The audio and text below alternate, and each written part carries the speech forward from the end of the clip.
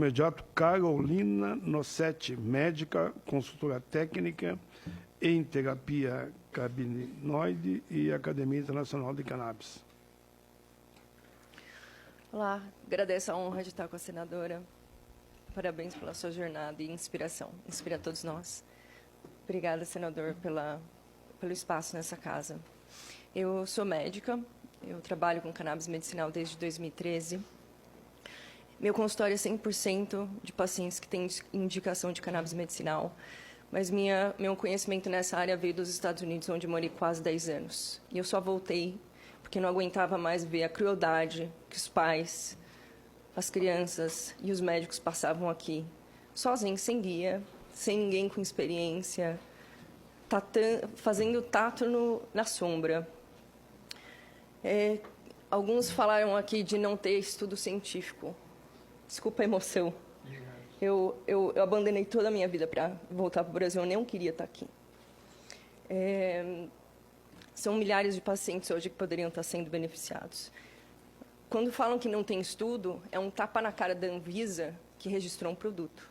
Então, é muita cara de pau, muita ignorância falar que não existe estudo. Vai falar com a Anvisa. Não tem segurança. O professor Carlini provou a segurança desse medicamento em 1980. Não foi nem esse ano, nem o ano passado. Esse vídeo que o senador menciona, de um produtor, Abrace, eles ajudam centenas e centenas de famílias. Eu sei porque eu escuto dos pacientes. Pode ser um vídeo meio apavorante. É o mesmo personagem que ela está falando. Se tivesse uma regulamentação, isso não ia estar acontecendo. Para mim, as maiores provas não são nem da Anvisa, nem do professor Carlini. Para mim, são as centenas de pacientes que chegam no meu consultório, que são referências de colegas de diferentes hospitais de São Paulo e do mundo. Eu atendo pacientes daqui e de outros países também, e ajudo médicos daqui e de outros países. As ligações mais chocantes para mim são das mães que me ligam e falam que agora conseguiram dormir 4 horas por noite. Ou da filha que o pai lembrou o nome. Eu não sabia que isso existia. E eu só voltei para cá por uma obrigação moral de saber que isso funciona. E eu estava lá bem com a minha vida funcionando em Los Angeles, no paraíso do mundo, onde cannabis é encontrado em qualquer esquina. Realmente tem muito preconceito, porque se mistura ciência com política, com religião. É muito frustrante ver aqui colegas, inclusive médicos, que dizem que o CBD não é psicoativo. De novo, é a ignorância de nunca ter lido um livro de medicina para falar isso. O CBD e o THC são 2 psicoativos, sim, e o THC não é vilão. Se você vê um paciente que tem dor e precisa de THC, é uma crueldade falar que aquilo não funciona, principalmente quem não trabalha com cannabis medicinal. Repito, 100% dos meus pacientes, das centenas de pacientes que eu tenho, são pacientes de cannabis medicinal. E eu só voltei para cá porque não tinha gente suficiente fazendo. Eu não queria estar aqui, fiquei fora o suficiente para não querer voltar. E é muito revoltante eu estar aqui, querendo ir embora, pela injustiça que é feita diariamente com essas mães. Dependência de cannabis é 6%. É a mesma coisa do café. Não é igual o benzodiazepínico. E um efeito colateral de euforia, para mim, é muito melhor que um efeito colateral de morte ou esteatose hepática. É uma cara de pau dizer que benzodiazepínico é seguro e é vendido na farmácia. A mesma associação que permite o uso intranasal de anfetamina para criança, falar que cannabis não é seguro? Eu recebo apoio do governo de Israel em termos de médicos querendo compartilhar estudos. Eu faço consultoria técnica, apesar de não ser de forma exclusiva e nem ter salário de ninguém. Eu faço consultoria técnica com Israel, Paraguai, Estados Unidos, Canadá e Colômbia. Eu tenho mais apoio dos governos de fora do país do que no meu próprio país. São mais de 5.000 anos de história. Será que isso já não é suficiente? O que mais que a gente precisa? Eu também não preciso nem de Anvisa, nem de ninguém. Sabe, porque eu não dou conta de atender os meus pacientes. Eu não tenho hora no meu dia, eu trabalho 7 dias por semana e eu não volto para casa antes de 1h da manhã, porque eu não tenho coragem. Eu negligenciei minha vida, minha família, meus sonhos, e eu vesti essa camisa, porque eu fiz um juramento quando eu saí da faculdade. Eu não fui atrás da cannabis, não. A cannabis me encontrou. Eu revalidei meu diploma nos Estados Unidos, que eu paguei com meu dinheiro, ninguém me bancou. Foram anos de estudo para eu conseguir essa revalidação. E a hora que eu consegui essa revalidação, eu voltei para cá, porque eu vi que não servia para nada. Porque o que estava ali naquele livro não era o que estava resolvendo o problema dos pacientes. Nenhum lugar desses centenas e centenas de livros que eu tive que decorar falava sobre o sistema endocannabinoide ou sobre o uso da cannabis medicinal. Eu me senti traída pelo sistema.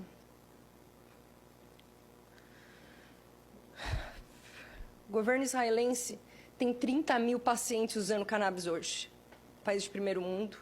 E quem disse que não tem indicação de psiquiatria ou de neurologia em países de primeiro mundo, é bom ir para lá falar com o governo de lá. Porque o governo de lá quer escutar a gente. Eles escutam qualquer um que tem experiência. Eles chamam para ir lá ensinar os médicos deles. Então, o uso em esclerose múltipla, fibromialgia, dor, autismo, falar que não existe uso, assim, são centenas, né? Quem trabalha com isso sabe. Agora, ninguém tem o direito de ficar falando informações ignorantes. A gente tem direito a opiniões educadas sobre o assunto. Se você não tem educação num assunto, é melhor você sentar a sua bunda e estudar antes de você falar alguma coisa. Porque falar que não tem uso em psiquiatria e neurologia é uma falácia muito grande. Com relação à oportunidade de saúde, é um direito constitucional. Está lá. É muito injusto uma mãe aqui do Brasil, uma criança autista, ver que as crianças autistas lá de Israel podem usar. Isso é de uma crueldade que me fez sair do conforto de onde eu estava para voltar para cá. Estou aqui há 2 anos. E é uma luta diária. Quando eu tenho a oportunidade de estar em países de primeiro mundo, o tratamento é completamente diferente. Por que a gente não tem o mesmo direito? A gente tem acesso aos mesmos livros, à mesma internet. E escutar as histórias dessas mães diariamente dói no coração, porque é de uma crueldade que não tem tamanho. Alguém mencionou alguns dados sobre o uso recreacional da cannabis ter aumentado depois da liberação. Quem vive com isso o dia inteiro entende que dados começaram a ser coletados agora, ou pouco tempo atrás. Então, é óbvio que, quando você começa a coletar dado, que você vai achar que os dados estão aumentando. Não se coletava dado antes. Existe um estudo do JAMA, que pegou informações de todos os estados que usam cannabis de forma recreacional, e eu não estou aqui defendendo um ou outro, estou pontuando um fato, que houve 25% de redução em mortes de overdose de opioide. 25% de pessoas deixaram de morrer que usavam opioides. Sabe o que me espantou? Que não eram pessoas que tinham um padrão junkie, que se fala. É um padrão que você tem várias prescrições com dosagens altas. Não. Eram pessoas que não queriam morrer. Eram pessoas que tinham dores reais e que tomaram um comprimido a mais. Mas que agora, se é vaporizado, se é cápsula, se é óleo, o problema é da pessoa, a dor é da pessoa. Aquele vulcano ali, eu vi 2 meses atrás em Israel, na minha 2ª vez lá. Isso é usado dentro de hospital num país de primeiro mundo. Quem é o Brasil que não tem um prêmio Nobel para falar alguma coisa? Eu só queria trazer umas... Para concluir... Não, você tem mais 6 minutos. Ah, tá. Ai, que bom. Tem muito a ser falado sobre isso. Mas eu queria trazer uma questão, que é a questão da empatia. A gente não aprende empatia na faculdade. Ninguém fala para a gente ser sensível com a dor do outro. Primeiro. Segundo, na faculdade ninguém fala de cuidar do cuidador. Ninguém vê a dor do familiar de ter um pai e uma mãe com Alzheimer, que não lembra o seu nome, que tira a roupa no meio da sala e sai correndo pela rua. É uma crueldade muito grande dizer que não tem efetividade. Não é porque minha avó de 95 anos usa e centenas dos meus pacientes usam, não. Se você não acredita, você não pode bloquear. Você não pode fazer isso. É desumano. É desumano num ponto que não é justo com a dor do outro. Então, se você não acredita, se você não quer sentar e estudar, se a sua religião acha feio, senta e estuda. Agora, se você não quer sentar e estudar, não atrapalhe quem quer saúde, porque isso é um direito constitucional. Quando eu descobri que existia um sistema endocannabinoide, eu estava em Nova York, que é uma das cidades mais ricas do mundo de informação, de profissionais. Eu estudava na biblioteca da Cornell University, onde eu tinha uma impressora 3D do meu lado, mas eu não tinha uma pessoa discutindo sobre cannabis medicinal. Quando eu descobri que a gente tinha o sistema endocannabinoide, a gente produzia moléculas muito parecidas com a da cannabis, eu estava estudando 14 a 15 horas por dia para passar no Revalida de lá. Eu fiquei muito brava, que tinham me negligenciado. Como eu viajo internacionalmente desde que eu sou bebê. Eles me esconderam. Imagina quem está no interior do Acre. E quem não está lá na Cornell, sentado estudando? Eu vesti a camisa porque isso virou uma obrigação moral de saber uma informação eu ter que compartilhar com os outros. Só por isso. Porque não tinha incentivo nenhum além desse. Agora, ver as histórias das mães do Brasil e assistir um filme que se chama Ilegal, de um diretor brasileiro, Tarso, virou uma chavinha aqui, mas assim, me pegou pelo estômago. Eu fiquei tão abismada com o que estava acontecendo, era um absurdo tão grande que eu abandonei a minha vida, todas as minhas roupas, todos os meus móveis, todos os meus papéis, meu green card, o meu Revalida, que me demorou anos, que eu paguei com o meu bolso, estudo, para estar aqui. E eu só vou sair daqui quando o negócio estiver resolvido. E eu acho que provar eficiência é uma lavagem de gelo, é uma secagem de gelo que é própria do brasileiro de reinventar a roda. O Brasil conseguiu, se a Anvisa ir para frente, criar a pior regulamentação do mundo. Eu viajo, assim, mensalmente, eu nunca vi uma proposta de regulamentação pior que a do Brasil, mas a gente sempre vence, né? Primeiro do mundo. Mas existe uma esperança. A Organização Mundial de Saúde fala que isso não é para ser regulamentado. Quem é o Brasil para dizer que a Organização Mundial de Saúde está errada? As Nações Unidas vão, sim, ano que vem, votar com relação a essa causa.